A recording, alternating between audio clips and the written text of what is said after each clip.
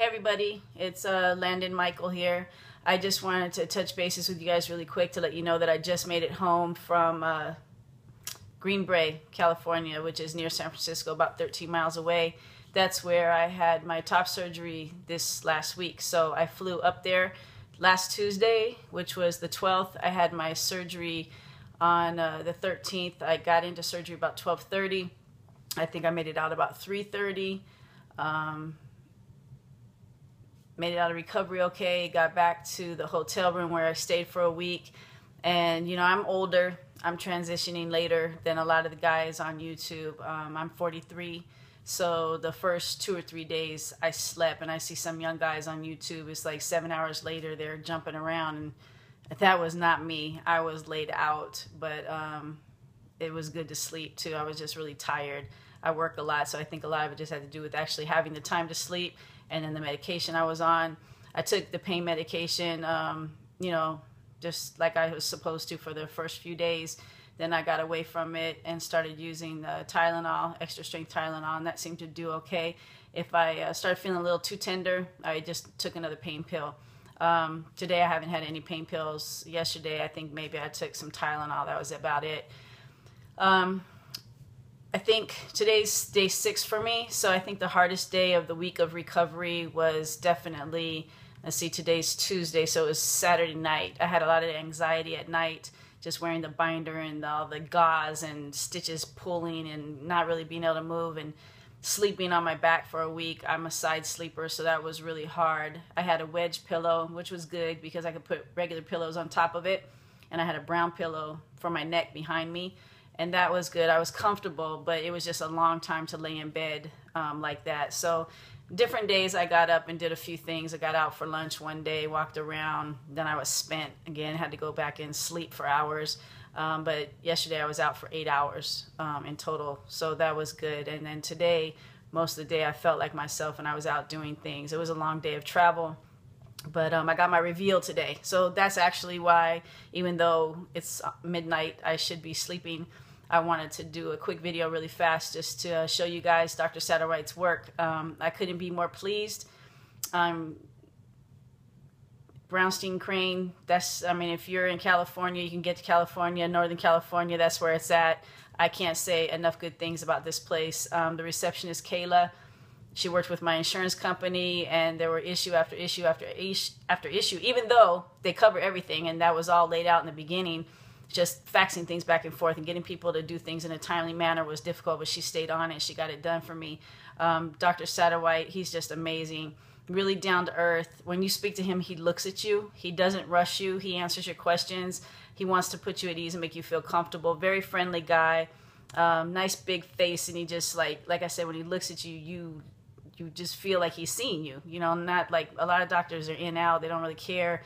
That's not this place at all. They care, and they want you to know it. And so that was really nice. I met Dr. Crane, and I got to have a short consult about my upcoming phalloplasty, which I scheduled, by the way.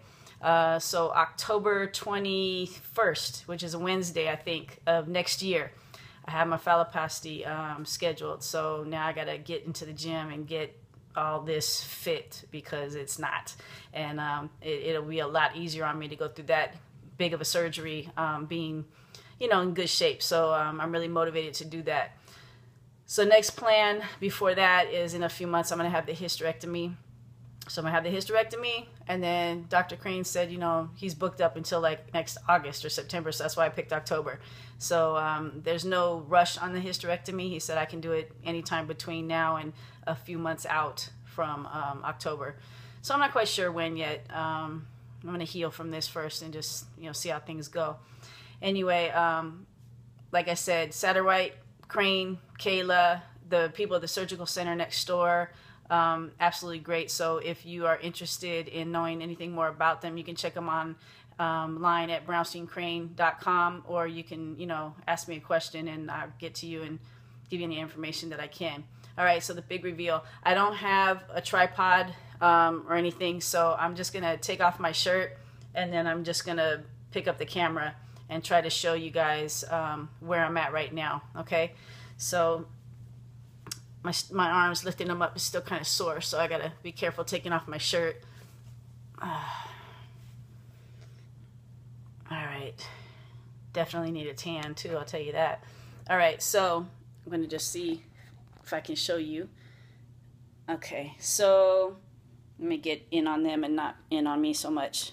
All right, so it might look gross to some of you, but it's actually really, really good. My areolas and nipples are the right color. They kind of basically look like burnt pepperoni right now.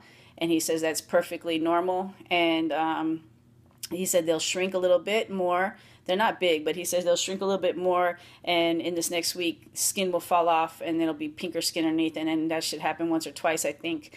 And, you know, then they'll kind of end up where they're supposed to be. As I start to work out and develop, you know, a line and division between my pectoral muscles and then like build my pecs out.